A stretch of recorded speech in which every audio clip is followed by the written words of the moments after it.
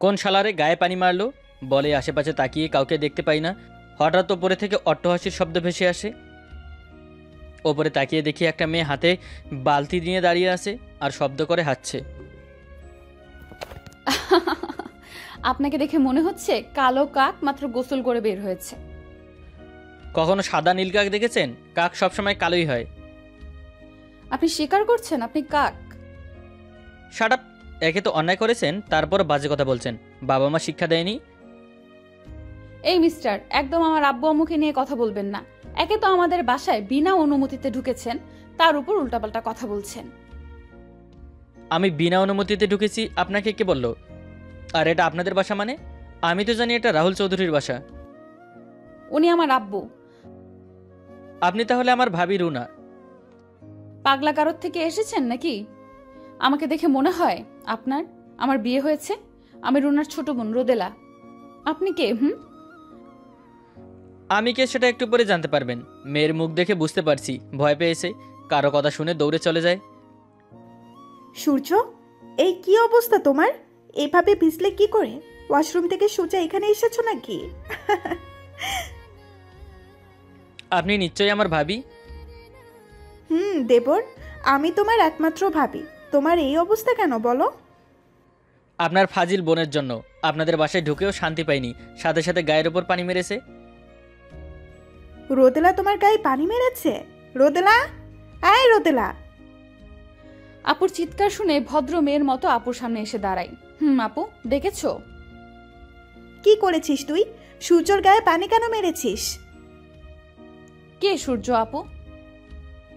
এই যে তোর সামনে দাঁড়িয়ে আছে, তোর দুলা ভাই, এর একমাত্র ছোট ভাই। সরি আপু, আমি ওনাকে চিনতে পারিনি।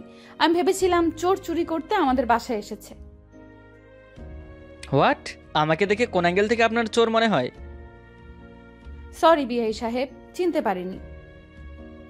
ওকে তোর পাশের রুমে দেখিয়ে দে, আর তোর দুলা ভাইয়ের থেকে একটা টি শার্ট আর প্যান্ট এনে দে। যাও ভাই, গিয়ে চেঞ্জ করে নাও। বিয়ানকে ফলো করতে করতে রুমে চলে আসি। ভাইয়ের থেকে টি শার্ট আর প্যান্ট এনে দিয়ে চলে যেতে নিলে আমি বলি, বিয়াইন এই কথা মনে থাকবে, একসময় ফেরত দিব। আমি সূর্যর কথা শুনে ওকে ভেঙচি কেটে নিজের রুমে চলে আসি। শালার বেয়াই, তুমি এই রোদেলাকে চেনো না? আমাকে হুমকি দেওয়া তোমার কি হাল করেই শুধু দেখো। ফ্রেশ হতে হতে পরিচয়টা দেয়া যাক। আমি সূর্য চৌধুরী, লেখাপড়ার জন্য ঢাকা থাকি।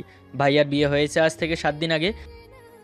আমার এক্সাম থাকার কারণে আসা হয়নি, আর ভাবিকে আগেও দেখিনি, তাই চিনতে সমস্যা হয়েছে। ফ্রেশ হয়ে রুমে এসে দেখি রোদেলা হাতে গ্লাস নিয়ে দাঁড়িয়ে আছে। হাতে কি আপনার? আপু আপনার জন্য কফি পাঠিয়েছে। কফি বানিয়েছে কে? আমার ঠেকা পড়েনি আপনার জন্য কফি বানাতে, আপু বানিয়েছে। বলি কফি রেখে চলে যায়। আমি কফির কাপ হাতে নিয়ে ভালো করে দেখি কোনো গরমিল আছে কিনা। ফ্লেভারটা তো ঠিকই আছে।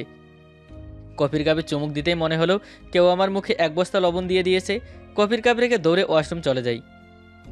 কতটা সময় মুখে পানি দিয়ে কুলি করেছি মনে নেই। মুখটার অবস্থা 12টা বাজিয়ে দিয়েছে। হাই বেয়াই, ভালো আছেন তো? কফি কেমন হয়েছে? আমি আপনার বাড়া ভাতে কি ছাই দিয়েছি নাকি? আসার পর থেকে কেন এত জ্বালাচ্ছেন? বারে, আপনি আমার বেয়াই, আপনার সাথে মজা না করলে কি পাশের বাসার কাকুর সাথে মজা করব? কিরে, তুই এখানে কি করছিস?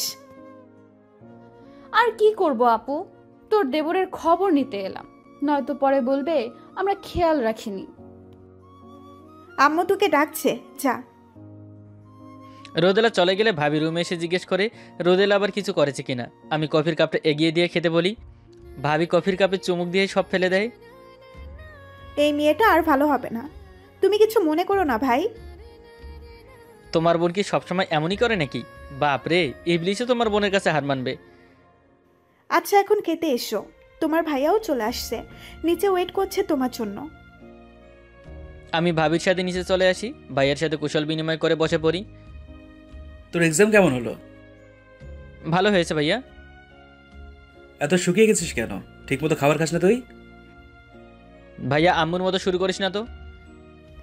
আচ্ছা, অনেক হয়েছে, এবার খাবার খেয়ে নাও সবাই। এরপর সবাই একসাথে খাবার খেয়ে নেই। খাবার খেয়ে হল রুমে এসে বসে গল্প করছি। গল্প করতে করতে কখন যে সবাই ঘুমিয়ে পড়ি জানিই না। সূর্য তো এখানেই ঘুমিয়ে পড়েছে, ওকে ডেকে রুমে পাঠিয়ে দাও।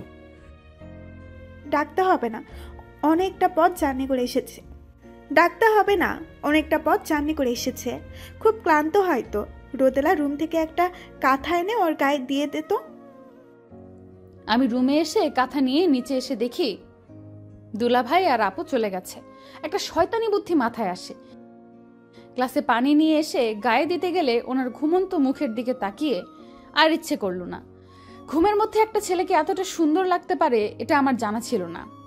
কাঁথা গায়ে দিয়ে কিছু সময় ওনার মুখের দিকে তাকিয়ে থাকি। সন্ধ্যায় ছাদে দাঁড়িয়ে আসি। পাখিরা যে যার আপন নিরে ফিরে যাচ্ছে। ঝিঝি পোকারা চিকচিক করে, ঝিঝি পোকার চিকচিক শব্দ কানে ভেসে যাচ্ছে। পরিবেশটা খুব সুন্দর আর মনোরম লাগছে। পিছনে কারো আসার শব্দ শুনে পিছনে তাকিয়ে দেখি রোদেলা। একা একা ছাদে কি করেন বেয়াই? গার্লফ্রেন্ডের সাথে কথা বলতে এসেছেন? তা জেনে আপনার লাভ কি? আসার পর থেকে আপনার ফাজলামো দেখতে দেখতে আমি ক্লান্ত হয়ে গেছি। আপনি ক্লান্ত হন না? আমার মতো একটা ভালো মেয়ে 100 গ্রাম খুঁজলেও আপনি পাবেন না। হ্যাঁ, সেটা জানি। আপনি ওয়ান পিস। ওপরওয়ালা আপনাকে বানিয়ে বলেছে আর প্রয়োজন নেই, এই একটাই যথেষ্ট। আপনি কি ইনডাইরেক্টলি আমাকে অপমান করছেন? বোঝার বয়স হলে বুঝবেন, নয়তো গিয়ে সুজি খান। আপনি তো বড্ড বাজি দেখছি। আমি পাজি হলে আপনি পাজির নানি। একটা মেয়ের সাথে কিভাবে কথা বলতে হয় জানেন না? মেয়ে? এখানে কোথায় মেয়ে? আমি তো কোনো মেয়েকে দেখছি না। আপনার কাছে কি আমাকে ছেলে মনে হয় নাকি? দুটোই। হা হা হা। বলেই সূর্য চলে যায় হাসতে হাসতে। শালা আমাকে বলে আমি নাকি দুটোই। তুই দুটো, তোর 14 গোষ্ঠী দুটো। রাগে কটকট করতে করতে রুমে চলে আসি। কালকে আমরা বাসায় চলে যাব, তুই আবার একা একা চলে যাস না পাকামো করে। ভাইয়া, আমি কি একা যাবার জন্য এসেছি নাকি? আমি তো তোমাদের নিয়ে যেতে এসেছি। তোর তো আবার বিশ্বাস নেই, কখন মাথায় কি চলে। কতদিন জন্য এবার এসছিস? মাস 3-4 থাকবো। খুব কফি খেতে ইচ্ছে করছে। ভাবিকে ডেকে বলো না কফি বানিয়ে দিতে। আর বলতে হবে না, আমি কফি বানিয়েই এনেছি। ও থ্যাংক ইউ ভাবি। তুমি তো দেখি বলার আগেই আমার মনের কথা জানো। ভাবি কাজ দেখতে হবে না। আচ্ছা এই নাও কফি খাও। কফি খেতে খেতে তিনজনে অনেক সময় আড্ডা দেই। তারপর রাতে খাবার সময় হলে সবাই একসাথে খাবার খেয়ে যে যার রুমে এসে শুয়ে পড়ি। পরের দিন সকালে ঘুম থেকে উঠে মোবাইলের ক্যামেরা অন করে নিজের এই সুন্দর মুখটা দেখে নিজেই চিৎকার দিয়ে উঠি। আমার পুরো মুখে কালি মাখা। বালিশের কাছে চোখ যেতে একটা চিরকুট দেখতে পাই। খুলে পড়তে থাকি। Good morning Ben. ও না, আপনার জন্য সকালটা ব্যাড মর্নিং হবে। আমার গায়ে পানি আর লবণের কফি খাওয়ানোর জন্য এত সুন্দর করে আপনাকে সাজিয়ে দিয়ে গেলাম। শালা বেয়ায়ের বাচ্চা, আমি তোর হাড্ডি দিয়ে স্যুপ রান্না করে তোর বউকে খাওয়াবো। হঠাৎ দরজা খোলার শব্দে সেই দিকে তাকিয়ে দেখি আপু, দুলাভাই আর সূর্য দাঁড়িয়ে আমার দিকে তাকিয়ে হাসছে। রোদেলা, তুমি এই কি অবস্থা করেছো নিজের? হ্যাঁ, মেকআপ করতে গিয়ে কালি মুখে মেখেছো। আহা হা হা, আপনাকে এখন অনেক কিউট লাগছে বিয়াইন। এত সুন্দর করে মেকআপ আমি জীবনেও দেখিনি। আমি রাগে কটমট করতে করতে ওয়াশরুমে চলে আসি। ভালো করে মুখ ধুয়ে রুমে এসে নিজেকে আয়নায় দেখছি কোথাও কালি লেগে আছে কিনা। বিকেলে রেডি হয়ে রুম থেকে বের হয়ে নিচে এসে দেখি রোদেলা একটা সাদা শাড়ি পরে দাঁড়িয়ে আছে। আমার চোখ আটকে আছে রোদেলাতে। আমি তো পুরোই ফিদা। আকাশ থেকে নেমে আসা কোনো পরীর থেকে কোনো অংশে কম লাগছে না। সিঁড়ির দিকে তাকিয়ে দেখি সূর্য এক পলকে আমার দিকে তাকিয়ে আছে। আমি ওকে ভালো করে পর্যবেক্ষণ করতে থাকি। কালো শার্ট, কালো প্যান্ট, প্যান্টের ভেতর শার্ট ফোল্ড করা, সিল্কি চুলগুলো এক পাশে সিথি করা, কিছু চুল কপালে এসে পড়ে আছে। একদম সিনেমার হিরোদের মতো লাগছে। দুজন দুজনকে দেখতে ব্যস্ত। হঠাৎ করে আসার শব্দে দুজনের ধ্যান ভাঙে। দুজন দুজনকে দিকে তাকিয়ে চোখ সরিয়ে নেই। ভাইয়া আর ভাবি এলে চারজন আঙ্কেল আন্টির থেকে বিদায় নিয়ে চলে আসি বাসায়। ভাবি আম্মুকে সালাম আর কুশল বিনিময় করে। সূর্য রোদেলাকে উপরে একটা রুম দেখিয়ে দিত। আমি রোদেলাকে নিয়ে হাঁটছি। ওপরে এসে একটা রুম দেখিয়ে দিয়ে আমি আমার রুমে চলে আসি। ফ্রেশ হয়ে চেঞ্জ করে রোদেলাকে নিয়ে ভাবতে থাকি। আমি কেন রোদেলাকে নিয়ে ভাবছি? মাত্র 2 দিনে কি আমি ওর প্রেমে পড়ে গেলাম?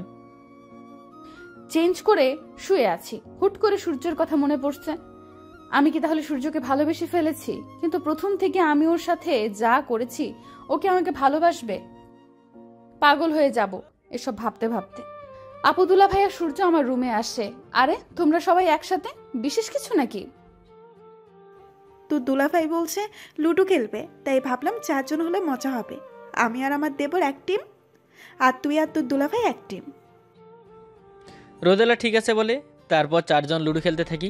আমি আর ভাবি যেতে যাই। ভাবি তো ভাইয়াকে হেরোলাল বলতে বলতে খেপিয়ে শেষ। ভাইয়া আর ভাবি চলে যায়। কি হেরো বেআইন! খেলায় হারজিত থাকবেই, হেরো কি আছে? খুব কষ্ট হচ্ছে না? Better luck next time. আপনাদের এলাকা ঘুরিয়ে দেখাবেন না বেআই? ঘুরতে গিয়ে আবার আমার সাথে কি বাদরামো করবেন নাকি? আমি অতটাও খারাপ না যতটা আপনি ভাবেন। আমি কি সেসব কথা বললাম? নিয়ে যাব, সমস্যা নেই, কিন্তু আপনার বয়ফ্রেন্ড যদি জানে আমার সাথে ঘুরতে গিয়েছেন, তাহলে তো আপনার সাথে ব্রেকআপ করে নেবে। আমার ওসব নেই, আর থাকলেও আমার বিআই সাহেব আছে। আমি ঘুরতে যাব কার কি? সেটাই তো, আমাকে তো সহ্য করতেই পারতেন না, হঠাৎ আমার উপর এত দয়া দেখার কারণ কি? আমি যা করেছি তার জন্য আপনি সকালে কি করেছেন সেটা তো কম নয়। সো সবকিছু কাটাকাটি। আচ্ছা ঠিক আছে, কাটাকাটি। সন্ধ্যা হতে 1 ঘন্টার মতো বাকি, তাহলে চলুন যাওয়া যাক। ঠিক আছে বলে উঠে ওড়না দিয়ে ভালো করে ঘোমটা দিয়ে সূর্যর সাথে নিচে চলে আসি। কিরে, তোরা এইসবে কোথায় যাচ্ছিস? বিয়ান বলল ঘুরতে যাবে, আশেপাশে থেকে ঘুরে চলে আসবো। তোমরা গেলে চলো। আমাকে কিছু অফিসের ফাইল নিয়ে বসতে হবে। সাবধানে যাস, আর রোদেলা খেয়াল রাখিস। ঠিক আছে বলে রোদেলাকে নিয়ে বাসা থেকে বের হয়ে হাঁটতে থাকি। বাসা থেকে 10 মিনিটের দূরত্বে একটা বাগান আছে, আর তার মাঝখানে অনেক বড় একটা দিঘে। দুজনে সেখানে এসে বসি। বাহ, জায়গাটা তো খুব সুন্দর। অনেক সুন্দর। আমি বাসায় আসলে সবসময় এখানে আসি। জায়গাটা অনেক রোমান্টিক, লাভার্সরা আসলে আর যেতে চাইবে না। আমার ফাজিল বেয়ান তো দেখি রোমান্টিক জায়গাও চিনে। তো এখন পর্যন্ত কটা রিলেশন করা হয়েছে? একটাও না। একবার একজন প্রপোজ করেছে, ইচ্ছে মতো পিটিয়েছি, তারপর কেউ সাহসী করেনি। কি সাংঘাতিক মেয়ে রে বাবা! প্রপোজ করেছে না বলে দিলেই তো হইতো, পিটানোর কি ছিল? আমার কলেজে সবাই আমাকে গুন্ডি বলে ডাকে, তাই একটু দেখিয়েছিলাম। তা আপনি কয়টা প্রেম করেছেন? আমার মতো বোরিং ছেলের সাথে কোন মেয়ে প্রেম করবে? আর তাছাড়া লেখাপড়া নিয়ে এত চাপে থাকি, এসবের জন্য সময় হয় না। কেমন মেয়ে হলে আপনি তাকে জীবনসাথী করার ইচ্ছা? এটার উত্তর তো উপরওয়ালা বলতে পারবে, আমার ভাগ্যে কাকে লিখেছে। আমি কখনো এসব নিয়ে ভাবিনি। ভাবলে আমাকে জানিয়েন, আর হেল্প লাগলে বলবেন। অবশ্যই বলবো। গল্প করতে করতে সন্ধ্যা নেমে আসে, দুজনে বাসায় চলে আসি। রাতের খাবার খেয়ে রুমে এসে শুয়ে পড়ি। এই সূর্য, ওঠো, সকাল হয়ে গেছে। ভাবি আর একটু ঘুমাতে দাও প্লিজ, লেখাপড়ার জন্য ওখানে ঘুমাতে পারি না। প্লিজ ভাবি আর একটু ঘুমাই। সকাল 9টা বাজে এখন, ওঠো, নাস্তা করার সময় হয়ে গেছে। যা উঠে ফ্রেশ হও, আর আমাকে বেড গুছাতে দাও। কি আর করার, ইচ্ছে না থাকার পরে উঠে ওয়াশরুমে চলে আসি। ফ্রেশ হয়ে ওয়াশরুম থেকে বের হয়ে দেখি ভাবি সব কিছু গুছিয়ে ফেলেছে। ভাবির সাথে নিচে এসে সবাই একসাথে নাস্তা করে নিই। হল রুমে এসে বসে সবাই গল্প করছি। ভাইয়া তুই অফিসে গেলি না যে? কাল থেকে যাব, তুই তো এখন ফ্রি। আমার সাথে অফিসে চল। এক্সাম শেষ করে ঘুরতে এসে আমি কাজ করব, দরকার হলে হোস্টেলে চলে যাব। তুমি কি পাগল নাকি? ও অফিসে গিয়ে কি করবে? মাত্র 2 দিন আগে ওর এক্সাম শেষ হয়েছে, আর তুমি ওকে অফিসে যেতে বলছো? এখন থেকে দেবরের পক্ষ নেওয়া শুরু? আমি তো তাহলে গেলাম। আমার ভাবে আমার পক্ষ নিবে, এটাই স্বাভাবিক, তাই না? হ্যাঁ হ্যাঁ, বুঝেছি। আমি একটু বাইরে যাব। সূর্য, যাবি নাকি বাইরে? ঠিক আছে বলে ভাইয়ের সাথে বাইরে চলে আসি। ভাইয়া স্মোকিং করার জন্য বাইরে এসেছে, এটা আমি খুব ভালো করে জানি। কি সিগারেট আনবো বল? সবসময় যেটা খাই ওটাই। আমি গিয়ে 2টা বেনসন সিগারেট নিয়ে আসি। এরপর 2 ভাই মনের তৃপ্তি নিয়ে সিগারেট শেষ করি। তারপর চকলেট খেতে খেতে বাসায় চলে আসি। দেখতে দেখতে 7 দিন কেটে যায়। এর মধ্যে রোদেলার সাথে খুব ভালো একটা সম্পর্ক হয়ে গেছে। আজ কিছু সময় পর রোদেলা চলে যাবে, মনটা তাই ভীষণ খারাপ। ছাদে একা একা দাঁড়িয়ে আসি। পেছনে কারো উপস্থিতি বুঝতে পেরে পেছনে ঘুরে দেখি রোদেলা। আরে তুমি এখনো রেডি হওনি যে? একটু পর হব। তুমি এখানে কি করছো? কিছু না, এমনি ভালো লাগছে না। আমি চলে যাব বলে মন খারাপ? তেমন কিছু না, এখান থেকে গেলে তো আমাকে ভুলে যাবে, তাই না? আমার কথা শেষ হতে রোদেলা হুট করে আমাকে জড়িয়ে ধরে কান্না করে দেয়। কান্না করতে করতে বলে, তোমাকে ছাড়া কিভাবে থাকবো সেটা ভাবতেই বুকটা কেঁপে উঠছে। আর তুমি বলছো তোমাকে ভুলে যাব? যাকে ভালোবাসা যায় তাকে কিভাবে ভুলে যাব? মানে তুমি আমাকে ভালোবাসো? বাসি, তাই তো তোমার আশেপাশে সবসময় থাকি, কারণে অকারণে তোমার সাথে কথা বলতে আসি। আমিও যে তোমাকে ভালোবাসি, কিন্তু বলার সাহস হয়নি। হাদারাম একটা তুমি। একটা মেয়ে কেন সব সময় তোমার সাথে থাকে সেটা তুমি বোঝো না? যেই মেয়েটা তার কলেজে একটা ছেলেকে পিটিয়েছে প্রপোজ করার জন্য, তাকে প্রপোজ করার সাহস পাবো কিভাবে? তো এখন তো জানো মেয়েটাও তোমায় ভালোবাসে। এখন বলো, সূর্য আমাকে ছেড়ে ওর হাতে থাকা ব্রেসলেটটা খুলে আমার দিকে এগিয়ে দিয়ে বলে, ভালোবাসি বলতে চাই, ভালোবাসা পেতে চাই, তোমার হাতে হাত রাখতে চাই, আমার হাতে তোমার হাত চাই, সারাদিন কাজ শেষ করে তোমার আসলে ঘাম মুছে তোমার হাতে খেতে চাই, ঘুম না আসলে তোমার বুকে মাথা রেখে ঘুমাতে চাই, ভালো না লাগলে তোমার মুখের হাসি দেখে ভালো লাগাতে চাই, সারা জীবনে সঙ্গী করে তোমাকে চাই, বৃদ্ধ বয়সে তোমার হাত ধরে হাঁটতে চাই, তোমার বুকে মাথা রেখে জীবনের সকল ব্যথা ভুলতে চাই। হবে কি আমার বধূ?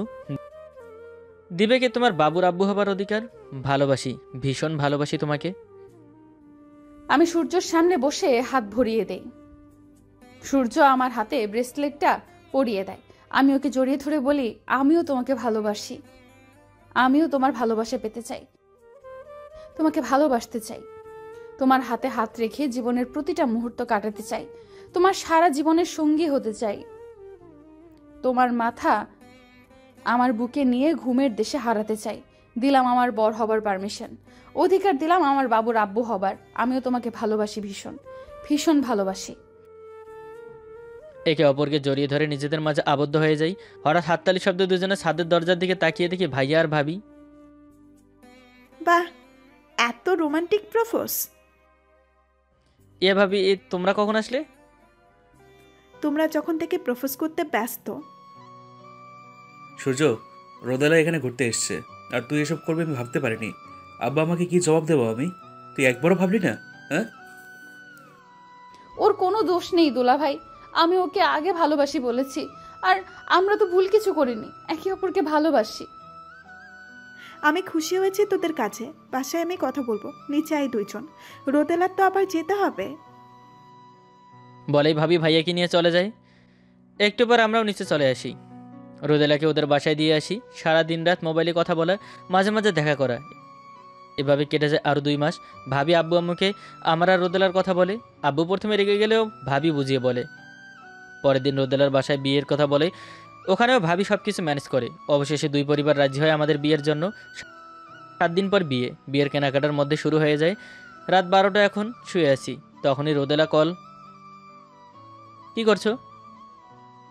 তোমাকে খুব মিস করছি, দেখতে ইচ্ছে করছে। এত রাতে কিভাবে? আমি জানি না, আসতে হবে মানে হবে। কি আর করা, ভালোবাসার মানুষের আবদার তো রাখতেই হবে। চোরের মতো বাসা থেকে বের হয়ে যাই। গ্যারেজ থেকে সাবধানে বাইক বের করে চলে আসি হবু শ্বশুর বাড়ি। রোদেলাকে কল করি। রোদেলা এসে দরজা খুলে আমার হাত ধরে ছাদে নিয়ে আসে। ছাদে আসতে শক্ত করে আমাকে জড়িয়ে ধরে। কি হয়েছে তোমার? তুমি কি কিছু করেছো নাকি? কিভাবে হবে? ওরে পাজি, মুখে কিছু আটকায় না এখন আর?